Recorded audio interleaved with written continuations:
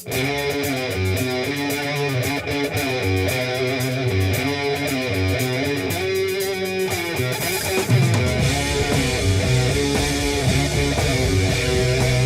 back to Observing the Sabbath. I'm your host, Nathaniel Molnar, and we are back concluding our look at Black Sabbath's third studio album, Master of Reality. We went through and listened to all the songs and talked about them. I did my album review. I compiled them into a long podcast episode, and now we're closing off before we go into Volume 4 by taking a look at your thoughts and your comments that you leave in the comment section on every video. So I'm going to take a look at these, and then we're going to jump in the next part of our series, looking at Volume 4. So let's take a look at these comments. And our first comment is starting off on the Sweet Leaf video. Our first comment is from Frank the Rabbit 47, who writes, "You guys are underrated."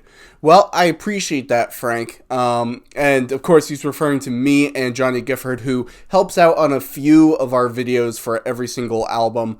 I love having Johnny on. I love having guests on to talk about these different albums, because there's a distinct difference between me, myself, just kind of rambling on about an album, and having someone else to kind of bounce ideas off of, to bring a new perspective. And so I always love having Johnny on to help talk about some of these albums and some of these songs, and I appreciate that. So thank you so much for watching, Frank. Our next comment comes from Kyler Millsap, who writes, "Very nice one. I love people diving into these types of albums." Yeah, I before I started observing the Sabbath, I did a pretty big dive into a bunch of different Sabbath-related YouTube channels and video series. Just kind of, as I was trying to flesh out in my head what I wanted to do with this channel, I wanted to see what other people were doing. And I found a lot of reactions and people just kind of listening to songs for the first time. And what I really was looking for, and I'm sure it's out there, I just didn't necessarily find it upon my first pass on YouTube, was I didn't really find people who had already had a long history with Sabbath digging into these albums and really kind of talking about it from that sort of perspective, as opposed to a lot of these videos where people are listening to it for the first time. And so that was something that I really wanted to bring to Sabbath, and to Observing the Sabbath, was listening to these songs, listening to these albums from the perspective of someone who has heard them countless times and is really sort of analyzing them from that perspective. So I'm glad you appreciate that. I'm glad that you enjoy it. And if there are other YouTube channels and other people who are doing similar sorts of things from that sort of perspective of they already know the albums, they know the songs, and they're just kind of giving their thoughts and analysis, having already listened to it a bunch of times, please do link them in the comment section. I'd love to check some of them out. Alright, and our next one is from the After Forever video, and our comment comes from Shspurs1, SHSPURS1, who writes, "A song about someone trying to convert someone he sees as an easy target. I wish those lyrics weren't still relevant, but sadly they are very relevant." And then this user and I kind of went back a little bit and forth, just kind of talking about our different interpretations, which I think that's a great interpretation of the song. And it actually does make me look at the song a little bit differently, because it does have that, and I believe I kind of commented on this in the actual video, but it does sort of have like an antagonistic tone to the song. And I think that really brings a lot of richness. And of course, this user was pointing out some comments that Geezer Butler, who writes all the songs, or most of them at least, said about the song. So there's a lot of different things in there as to what this song means and what it's about. And I completely agree. I think there's a lot of layers with a lot of Sabbath songs. There's a lot of layers to the song. There's a lot of layers to the instrumentation and the guitar and the bass and the drums. And there's a lot going on in general. And I think that's just one of the things that makes After Forever so great. Alright, our next one is from our Embryo/Children of the Grave song. And user Aiden123ism wrote, "When are you doing the next song?" So, not really a comment, or well, it is a question, but it's not really a comment. I wanted to take this opportunity to kind of say, and I expressed it to this YouTube user, Observing the Sabbath is something I started back in March. And of course, back in March is when we had the first initial lockdown with the COVID-19 pandemic. And so I had a lot of time on my hands. And so I had the ability to film and put out these videos on a daily basis. Of course, now we're in November, entering December, and it's a little bit different now. I have a full-time job, I have multiple projects that I'm working on, and so as I'm sure for people who watch this YouTube channel have noticed, there are some laps between videos, both between segments, between albums, and within albums. And I try to do the best that I can, but I don't have all the time in the world. Maybe once we have the next lockdown, whenever that happens, I'll have some more time to be able to get through some of these albums, but I try to do it when I can, as much as I am able to, and sometimes I do need people to just kind of nudge me, because I remember when I put out that video, it had been a little bit before I put out the next video, and I saw that comment like, hey, when are you guys doing the next one? I'm like, alright, I guess I gotta get back on this and need to put out the next one. So if I take too long to put out a video, do call me out on it, because I probably deserve it. But just know that I have a lot of other things going on, multiple different projects and things I'm working on at the same time, and so I'm not able to devote as much time to this channel as I did initially when I started it back in March. So just keep that in mind, but definitely do call me out if I take too long to put something out. Alright, and our next comment comes from our video for Solitude, and this comes from DB King, who writes, I think Ozzy's voice often has a manic, unhinged style which fits the lyrical content and the style of the music. An example is his voice on War Pigs. To me, Ozzy sounds like a manic preacher wailing his sermon. So often I think the voice of vocalists should fit the character of the music and its art rather than just demonstrating technical ability. I think punk movement and new wave demonstrated this. Other singers like this are Ian Curtis, John Lydon, Ian Dury, and Liam Gallagher. Well, thank you for the comment, DB King, and I completely agree with everything you're saying.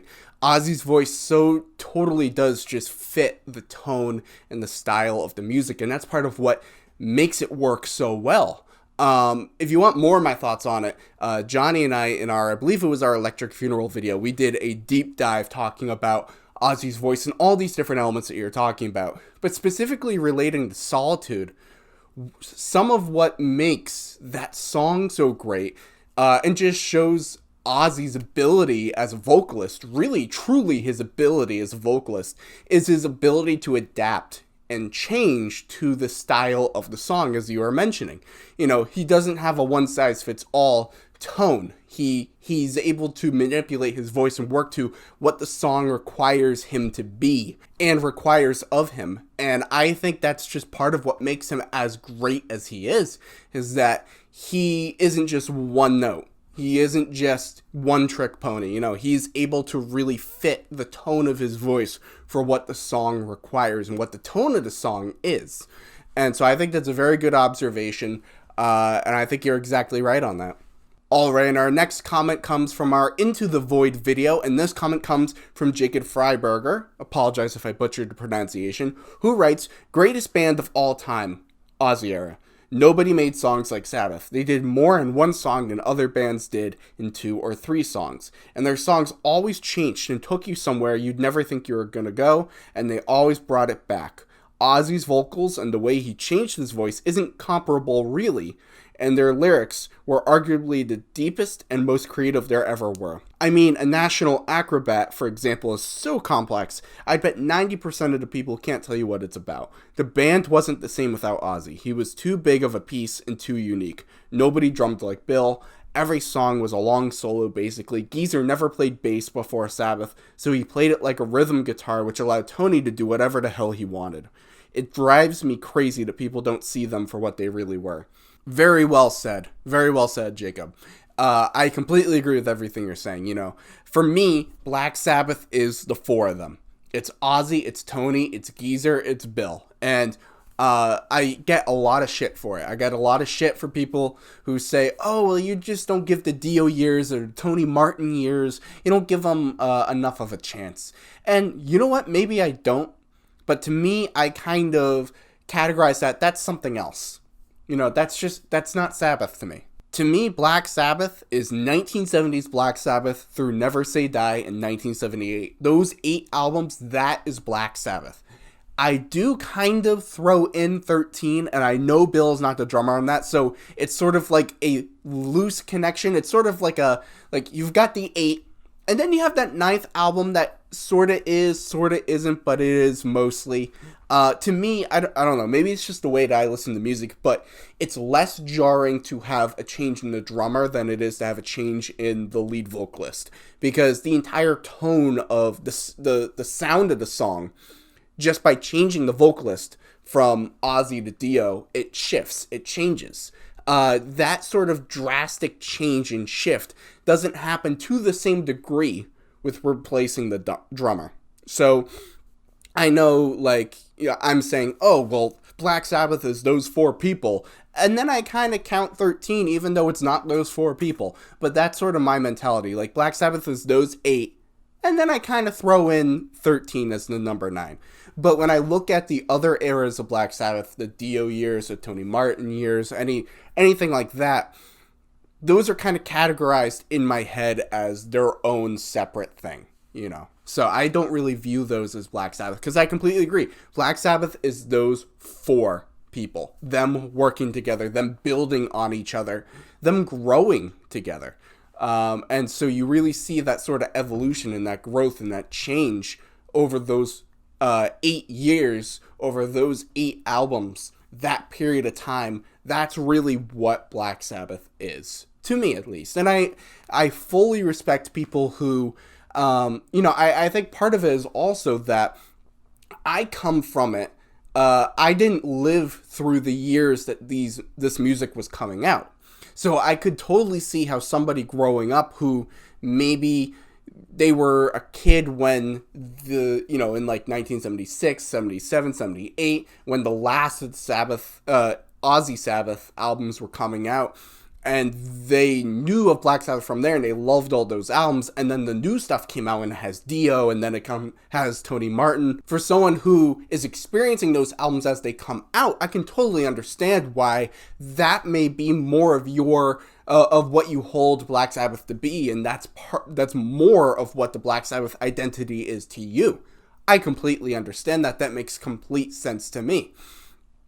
But for someone who's kind of, after it's all been out, after it's all came out, the only Sabbath album that I ever got to experience coming out was 13. But for someone who's kind of looking at it all in retrospect, Black Sabbath is those original 8 albums. But that's just me. I completely respect everyone else's opinion. All opinions are valuable, and all opinions matter. For the most part. Alright, and our final comment today also comes from our Into the Void video, and Car Jinx. I didn't really read the name too thoroughly until just now. Car Jinx, that's funny, I give you points for that. Car Jinx writes, actually, pollution was far worse in the 1960s and early 70s. This is why it's such a frequent topic in music and television during that era. The Cuyahoga, I'm going to totally mispronounce this, I apologize. The Cuyahoga River, totally butchered that, was so polluted in industrial waste that it caught fire 14 times. The EPA was created in 1970 to deal with the problem and brought regulations that put an end to the rampant dumping of toxic waste. America is far cleaner today than it has been in a very long time. And I responded to this user a little bit. We went back and forth a little bit because this kind of originates from in the video we were talking about how, it was sort of like a very progressive issue to be talking about pollution in the way that they were in Into the Void in 1971 when the album came out. And it's a very good point that you pointed out all this. There I don't think I was trying to insinuate, or if I was mistaken, that there was no pollution in 1970 or that it wasn't an issue at all, but rather that it's not, I don't know. It's tough. I completely agree with everything you're saying, except for the part where you said that America is far cleaner today than it was before. I still think we have plenty of pollution issues, with obviously with climate change being like the existential threat that it is right now. But I completely agree with everything you're saying. You know, I guess it's more of a.